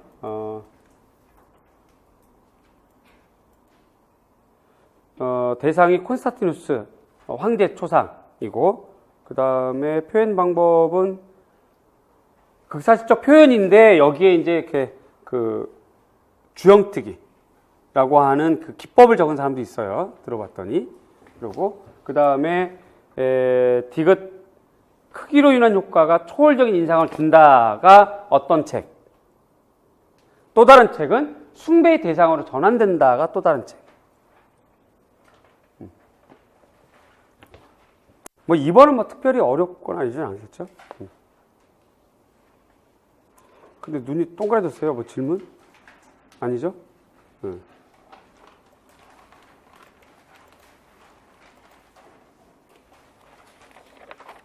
항공미술사. 이거 문제를 꼼꼼하게 읽어야지 안 읽고 대충 봐버리면 오해하게 생겼더라고요, 문제가요. 저도 처음에 그래서 이거 뭐 이렇게 하다가 가만히 봤더니 그 작성 방법에 작품에 사용된 재료 기법을 제시할 것. 재료 기법이에요. 재료와 기법도 아니고요. 그 다음에 해당 재료 기법이 고려시대에는 주로 뭘로 제작되는지 사용 서술할 것. 그 다음에 작품이 영향을 받은 한국의 화풍을 적는 거야. 중국 화풍 적는 게 아니고. 그 다음에 그래도 그 화풍이니까 그가 수식하잖아. 한국 화풍. 한국 화풍 수식하는 게 잠깐 오해하면 이게 그 중국 화풍에 대해서 쓰게 될 문제이더라고요. 변화된 특징을 작품에서 찾아 서술해라 라고 되어 있어요. 그래서 이것도 모고에서도 많이 나왔고, 그래서 이제 제 생각에는 내년에는 4월 모고랑 6월 모고뿐만 아니라 그렇게 문제를 많이 만들어도 끝에 되니까 막 아쉬워. 나 더 주고 싶고. 물론 이제 뭐 그 와중에서 이제 조금 여러 가지 이제 이야기거리가 있긴 했는데 너무 많아서 지겨워요, 힘들어요. 뭐 1번부터 풀다가 보니까 뭐 뒷문제 못 풀었어요. 뭐 이런 경우도 있고 그런 것도 있었는데 제 생각에는 그 주제별 핵심 정리를 이제 정규 수업 외에 따로 할 거거든요. 그럴 때 정규 문제를 미리 만들어 줘야 되겠어요. 그래서 문제를 우리가 다루는 걸 좀 더 많이 해야 되겠다는 생각이 들어. 특별히 내년에 하신 분들도 문항수가 좀 많아야 될 것 같아. 연습해보는 문제. 그래서 우리가 보통 7월 첫째 주부터 문제풀이 시작 이렇게 되는데 그게 아니라 그거는 그거대로 하고 5, 6월 달이든 하다못해 7월 달에 또 다른 시간에 이제 주제별 핵심 정리 문제풀이 시작 이런 식으로 해야 되지 않을까 하는 생각이 들어요. 자, 재료는 악교, 금리, 흑견 이렇게 됩니다. 악교 쓴 사람은 별로 없어요. 그냥 금리라고 썼으면 맞고 흑견까지 쓴 건 대단히 잘 쓴 거고 그냥 보통 재료와 기법인데 이것도 말이 애매하잖아요. 채색 재료야, 바탕 재료야. 그죠? 그래서 제가 이런 말씀 드린 거예요. 그냥 금리를 쓰거나 그냥 뭐 흑견 이렇게 하거나 지금 바탕 재료랑 채색 재료 다르죠? 그지? 그 부분이 좀 있습니다. 그 다음에 기법은 그냥 이금산수라고 해도 되고 어느 분은 또 여기 불안해서 여기다가 이렇게 썼는데 다 맞을 것 같아요. 이것도 기법이 전체 채색 기법인지 아니면 묘사법인지에 대한 명료함이 없잖아, 문제가. 그러니까 얘를 꼼꼼하게 읽어야 되는 문제예요, 지금. 그리고 원하는 대로 써줘야 되는 거야. 출제 원하는 대로. 우리 마음대로 써주면 안 되고. 그러니까 참 문제가 이렇게 의도적으로 만들 수는 없고 하여튼 조금 그래요, 문제 형태가. 자, 그 다음에 지금 이 화풍은 안견화풍이죠. 안견화풍. 여기 제가 기록을 안 했나? 없나 보네. 안견화풍. 그래서 조선 초기 이후 중기에 나타난 변화되는 단선 점준을 사용했다는 부분. 그 다음에 잠깐만요. 검정색, 빨간색, 파란색, 빨간색, 검정색 이렇게 돼 있잖아요. 요것 중에서 하나만 써도 돼. 왜냐하면 여기서 특징을 몇 개 써라라고 돼 있지 않죠. 그 화풍에서 변화된 특징을 작품에서 찾아 서술하라고 돼 있지 몇 개를 쓰라는 얘기는 없어요. 이해 가죠? 그래서 한 개만 써도 사실은 뭐 하자가 없는 거야. 근데 이 작품에는 이렇게 다 보여. 4개가. 그렇게 되면 이제 채점이 곤란해지는 거지, 이제. 이해 가시죠? 무슨 말인지? 근데 어쨌든 이 작품의 또 문헌상의 자료로 보자면 안견화풍의 변화가 단선점준이 나타나고 두 번째, 초기에 주산 중심의 뚜렷한 산이 사라지고 뭉게구름처럼 물을 이룬 작은 산들이 연이어 서 있는 모습, 아니면 여러 개의 작은 봉우리로 분산된 모습, 아니면 16세기 편파 3단 구도. 지금 파란색 안에서도 지금 두 가지로 나눠졌죠. 그 다음 또 하나, 근경의 정자와 소나무가 서 있는 언덕이 화면 중심축으로 이동한 거. 그 다음에 공간은 확대지향적이거나 거리감이나 오행감은 좀 더 강조되는 거.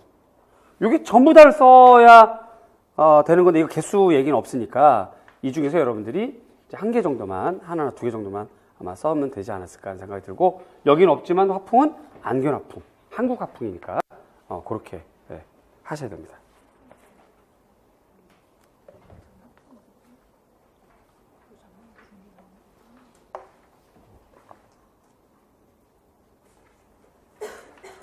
어느 색으로 쓰셨어요? 검정색, 파란색, 빨간색, 어느 색 쓰셨어요? 녹색으로 쓰셨어요? 그치, 이렇게 웃자고. 4번, 한국미술사. 도자공예이면서 한국미술사 쪽에 해당하는 건데, 얘는 뭐 내용이 워낙 간단한 것 같아요. 일단 기법은 분청, 담금.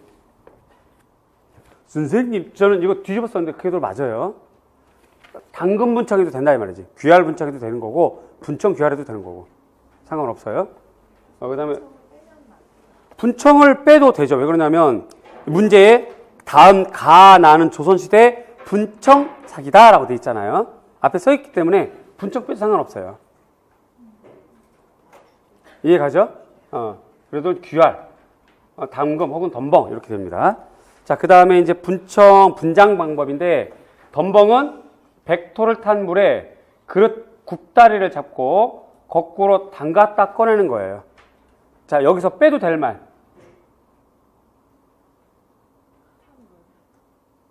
빼도 될 말. 그릇 뭐 이런 거 안 해도 되고, 그러니까 거꾸로는 들어가야 되겠다 이 말이죠. 그죠? 무슨 말인지. 그래서 그 분장물에 거꾸로 담갔다 빼기 이렇게 써도 된단 말이에요. 쉽게 말을 풀어서 한글로 거꾸로 담갔다 빼기 이렇게 써도 핵심이 그거니까. 분장 방법이 뭐야? 분장 방법이 손으로 한 거야? 붓으로 한 거야? 아니면 각으로 한 거야? 이거거든 지금. 근데 얘는 그냥 자꾸 담갔다 뺐다 이 말이죠. 그러니까 그렇게 써도 하자가 없어요. 정답에는. 그 다음에 얘는 귀알, 돼지털, 말총 뭐 이거 사실 구분 안 해도 되고, 그 다음에 널쩍하게 묶고 널쩍하든 작든 뭐 상관없고 대체로 넉지에 묵으니까 넓은 붓에 백토를 얘는 묻혀서 표면에 바른 거, 붓질을 하는 거잖아요. 여기에 핵심 뭐야? 붓질. 붓질. 얘는 붓질. 얘는 그냥 담갔다 빼는 거. 이렇게 되는 거거든요. 그래서 여러분이 쓴 문장 중에서 꼭 요 문장이 아니어도 의미론적으로 맞으면 여기서 정답 된다 이 말이지, 내 말에. 어떻게 쓰셨어요? 어떻게 창작을 하셨나? 여기 문학과 학생들 좀 얘기해 보세요. 응? 담가도 이게 천장에 있는 걸 담글 수가 없잖아요. 이해 가죠? 무슨 말인지. 천장에 있는 걸 이렇게 담글 수는 없잖아. 그러니까 거꾸로 담글 수밖에 없는 거거든. 그러니까 괜찮은 것 같아요. 굳이 거꾸로 아니어도. 근데 이제 이렇게 되면 어떻게 되냐면, 그릇을 통째로 이렇게 집어넣으면 두 손을 집어넣어서 폭 다 담궈야 되잖아. 그러니까 고기만 잡으려니까 거꾸로 하게 되는데, 제 생각에는 거꾸로의 핵심보다는 담갔다 빼는 방법이 더 중요한 핵심인 것 같아. 분장 방법이. 제 의도를 아시겠죠? 그릇이 이렇게 있어요. 그릇이 있는데 얘를 백토에 폭 던져버려도 되잖아. 그지? 그랬다가 손 망치던 해서 이렇게 꺼내도 되는데, 얘는 모양이 위에만 묻어 있으니까 위에가 묻히려고 처음부터 의도했다면 자꾸 거꾸로 담고 빼는 거라서, 이 거꾸로의 핵심이 있는 게 아니라 분장물에 어떻게 분장했니? 그냥 물에 그냥 직접 묻힌 거잖아, 이렇게.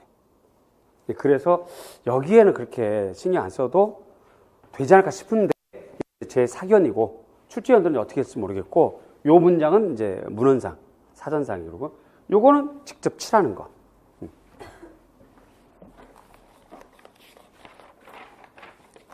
그 다음에 5번.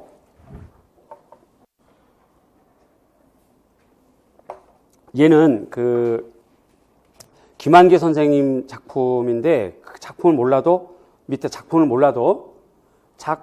밑에 박스에 조건을 달았잖아요. 수용성 물감 일종이다. 자, 그럼 수용성 물감 되게 많아. 뭐 과슈, 뭐 수채화, 뭐 이렇게 많죠. 아크릴은 정확하게 따지면 중합성이고. 근데 뭐 어쨌든 그러나 저러나 더 밑에 있는 거 색채가 화면에 밀착될 수 있도록 수용성 접착 용제라고 되어 있잖아요. 수용성 접착 용제. 그래서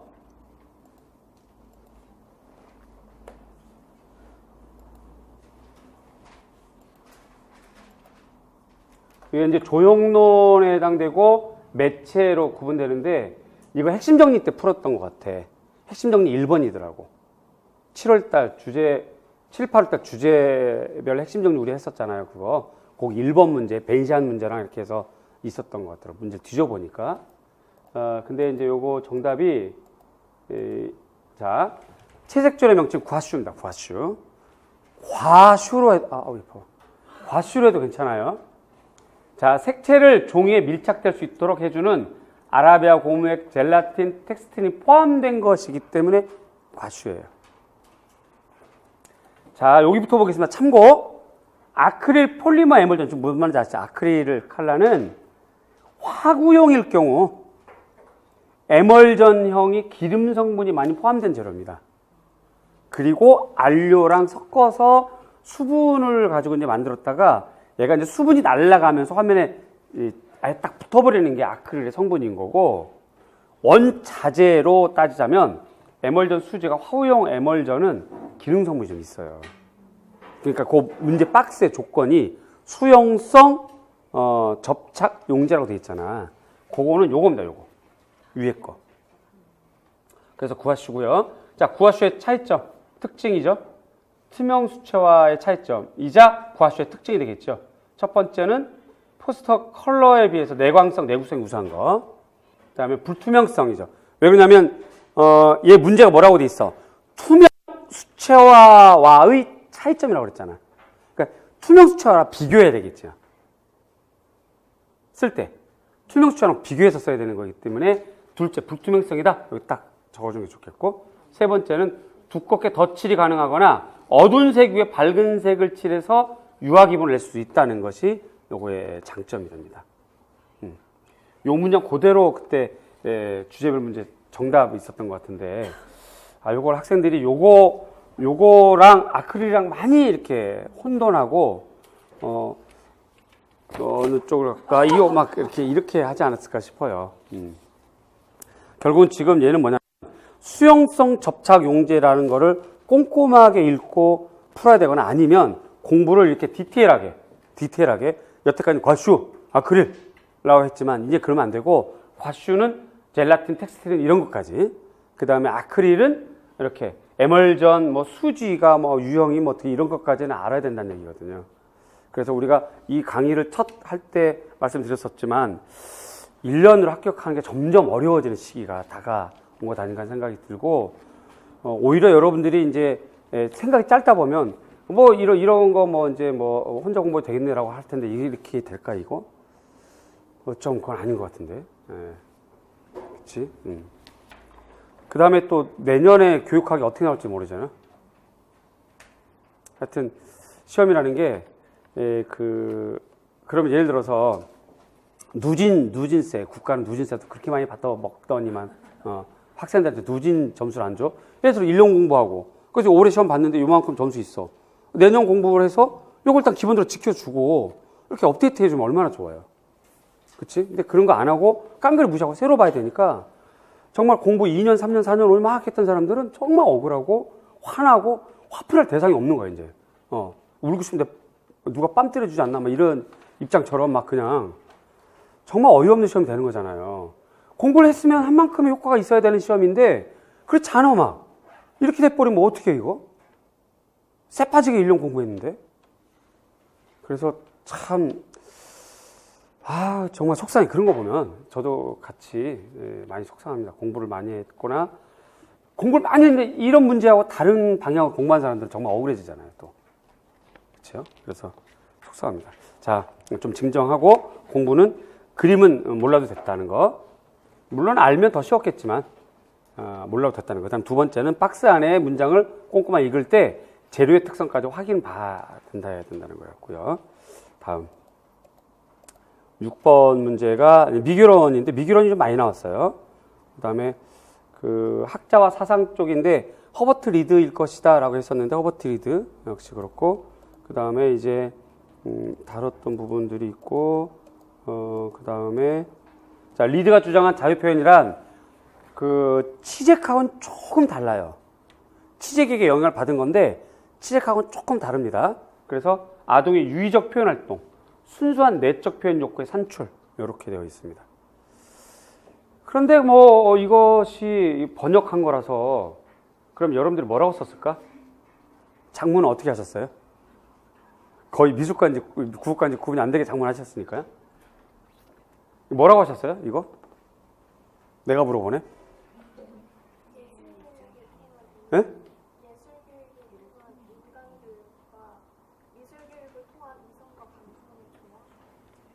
일단 자유표현이란이라고 하는 그 개념을 자유표현이란 뭐 조화로운 조화가 핵심이네. 지금 불러준 문장을 제가 그대로 다 이렇게 복창할 수는 없고 불러준 문장의 핵심인 조화인 거네, 그죠?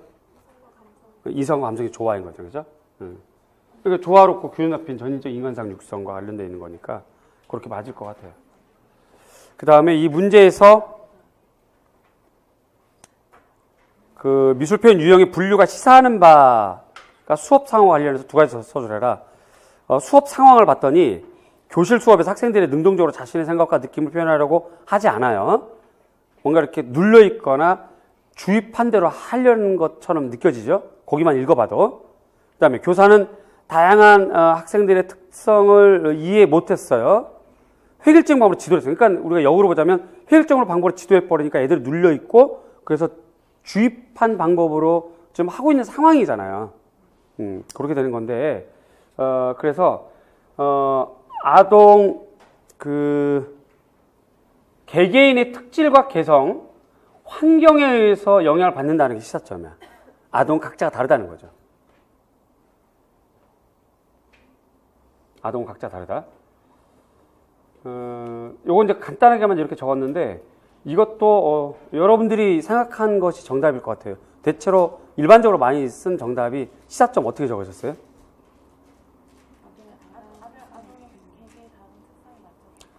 다양한 특성을 맞춰서 그러면 되는 거고 또 어떻게 쓰셨어요?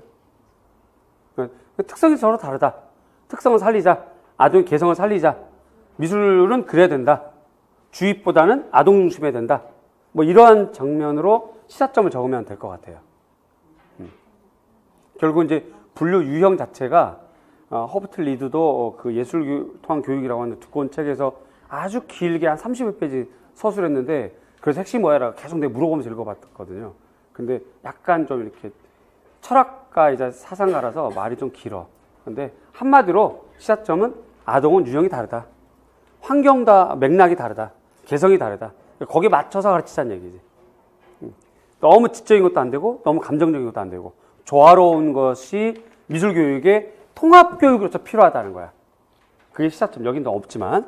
그 다음에 교사 역할은 유형이나 태도에 대해서 모든 종류의 일을 인식하고 아동을 생례, 오타 아닙니다. 그러니까 생체적인 것에서 따라오는 생례적인 특질에 따라 장려 지도해야 된다. 뭐 이렇게 되는 거죠. 그러니까 아동에 맞춰서 지도해라. 아동의 특성에 맞춰서 지도해라. 이런 얘기예요, 결국.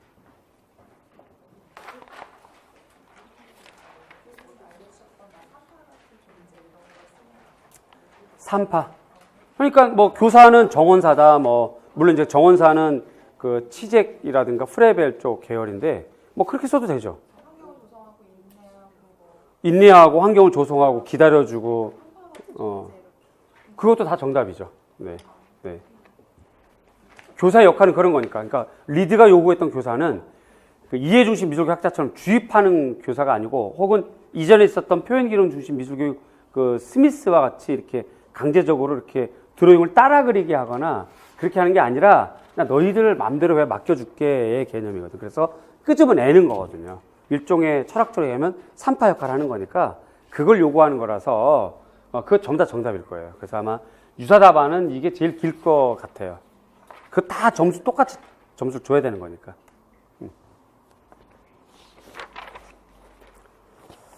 다음 7번. 종이 나올 줄 알았는데 또 이렇게 중국 종하고 또 이렇게 비교할 줄이야. 어쨌든 금속공예도 포함이 되겠고 항공지사도 포함이 될 테고요. 그 다음에 어쨌든 9월 달에 한번 풀어봤네 우리가. 그래서 지금 요렇게 됩니다.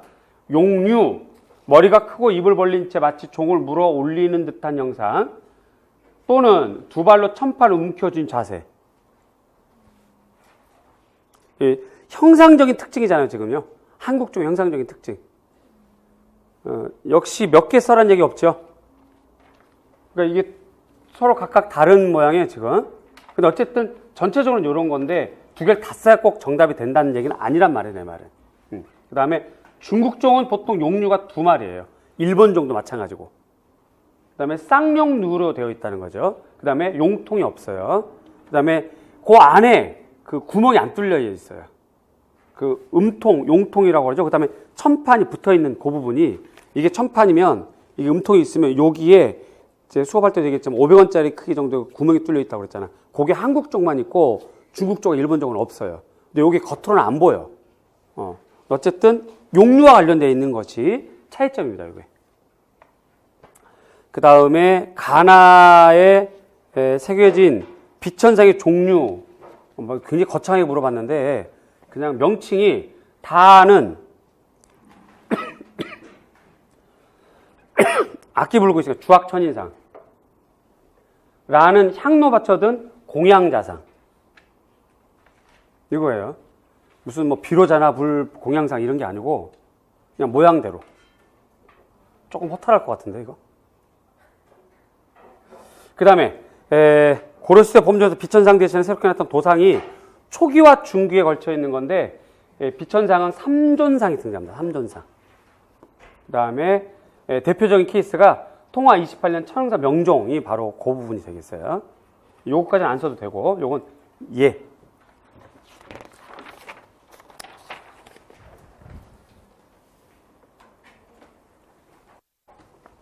논술 문제.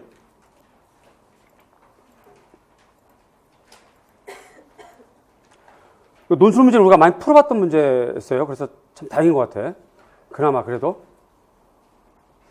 그래서 니은의 관점, 비고츠키 사회적 구성주의 관점에서 푸는 거고, 대화중심 감사법, 그 다음에 교사의 의도, 이런 건데 아마 여기서 제일 어려웠던 것이 교사의 의도를 딱 떨어지게 쓰기보다는 느낌으로 쓰지 않았을까, 여러분들이? 그치? 그동안에 누적된 공부의 양으로. 그런데 그 방향이 맞아요. 그런데 맞아요.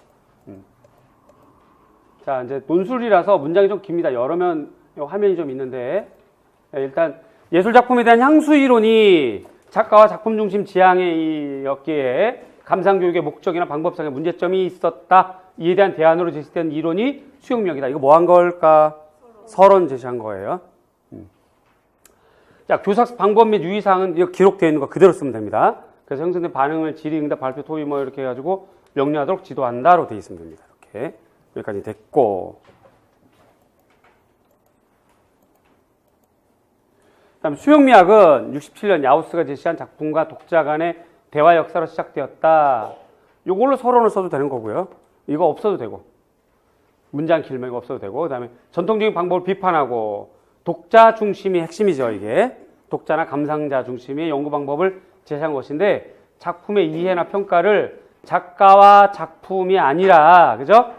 작가와 작품보다는 텍스트와 감상자의 관계를 중요시한 거예요. 자, 그래서 작가는 이라고 되어 있는데, 잠깐만, 요거 문장이 여러 번하고 좀 다른 거네, 그죠?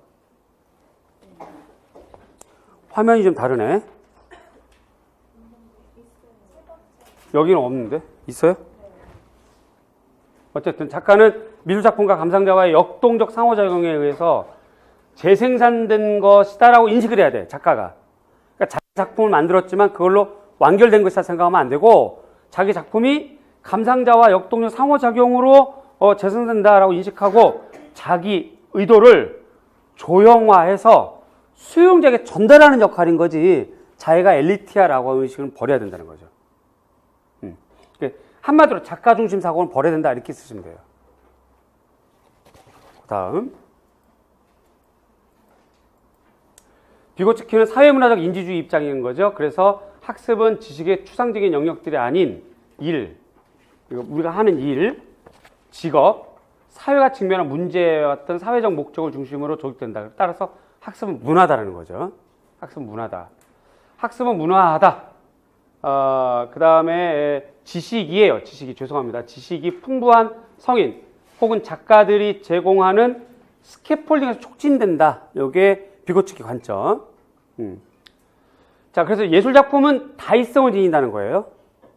다의성을 지닌다. 그래서 예술작품은 다의적이기 때문에 독자를 향해 끊임없이 새로운 질문을 제기하고 이로써 독자의 기대 지평을 변화시킬 수 있다의 관점이고, 또 미술작품의 의미는 학생의 의지와 상호작용하는 데에서 재생산, 구축돼야 된다는 거지. 한마디로 요거의 핵심이 뭐야? 작품은 감상자와 상호작용한다. 그러면서 의미가 재생산된다, 이런 얘기죠.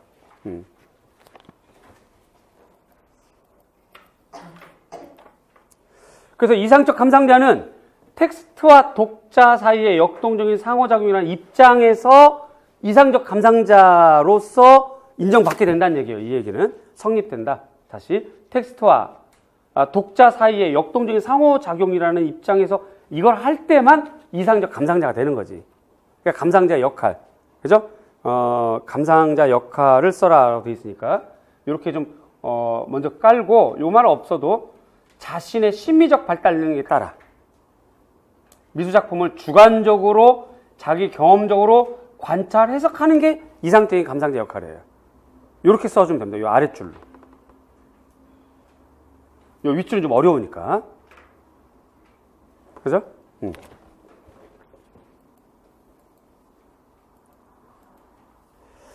자, 대화중심 감상법에서의 특징은 뭐냐면 미술품에 대한 지식과 해석을 일방적으로 전수하는 것이 아니고 감상자와 대화를 조직하는 거야. 교류하는 거지. 그러니까 일방적인 전수의 대화가 아니라 서로 상호작용하려는 특징이 있다는 거죠. 그게 핵심이에요. 요즘 네 줄의 핵심은.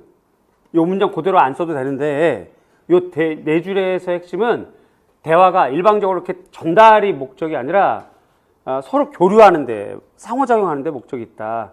이게 특징이라는 거야. 또 대화하는 가운데 자기 주장의 근거를 보다 적절한 어휘를 동원하게 되죠. 그러니까 문장력과 독해력이 향상되는 거죠. 그러니까 일반적인 대화하고는 다른 특징이 있는 거예요. 남하고 교류, 상호작용을 하려면 자기 속에 있는 것을 끄집어내야 되니까 일반적인 대화하고는 다르다는 거예요, 특징이. 그 다음에 타인의 사고방법에 대해서 그 타당성에 대한 비판적 사고력도 키우게 되죠. 이 대화중심 감상법에서의 대화는.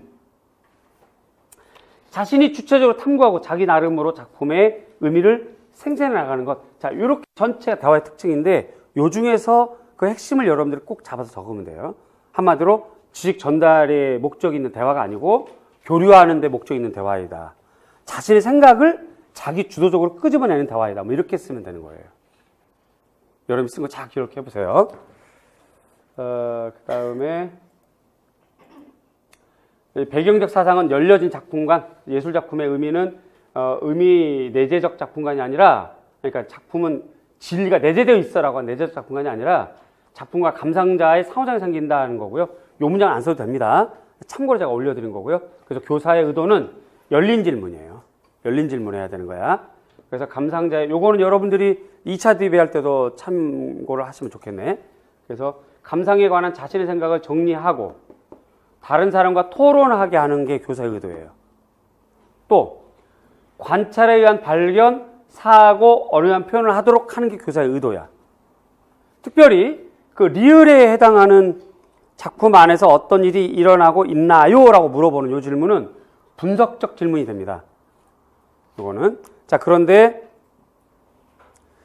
리을, 미음 질문에 담긴 교사의 의도를 순서대로 서술하라고 돼 있잖아요. 이 교사의 질문의 종류가 뭐냐는 물어본 건 아니지. 그래서 지금 선생님처럼 분석적 질문이다 이걸 안 써도 된다 이 말이에요. 아시겠죠? 이건 안 써도 되는 거야. 문제는 없어요. 근데 이제 설명하려면 분석적 질문이 되는데 이거는 작품에 있는 여러 가지 요소를 분석하게 하는 거야. 그게 의도인 거지. 미음은 평가적 질문입니다. 감상자의 견해나 판단을 묻는 그 의도가 있는 거죠.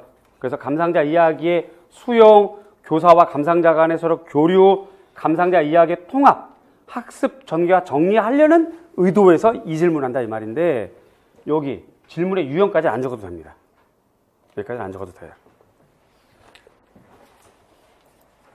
자, 그래서 이제 시험의 경향은 나중에 12월 달에 제가 이제 내년 강의 안내할 때 말씀드리겠지만 이게 문제가 그동안의 유형과 좀 많이 달라졌다는 거.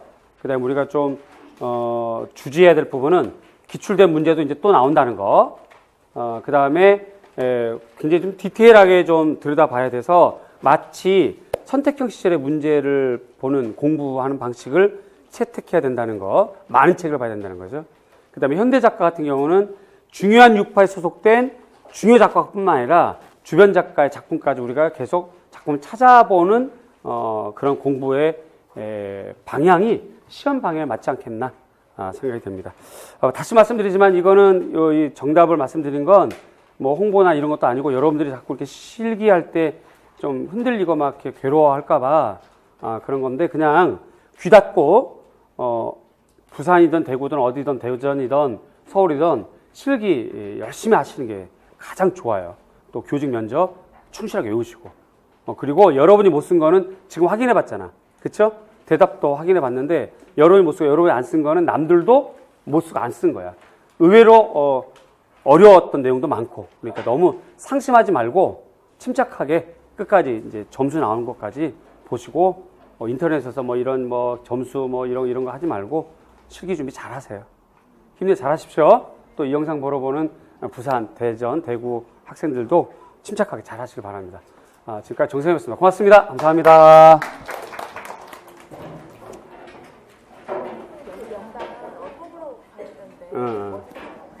밑에 1층.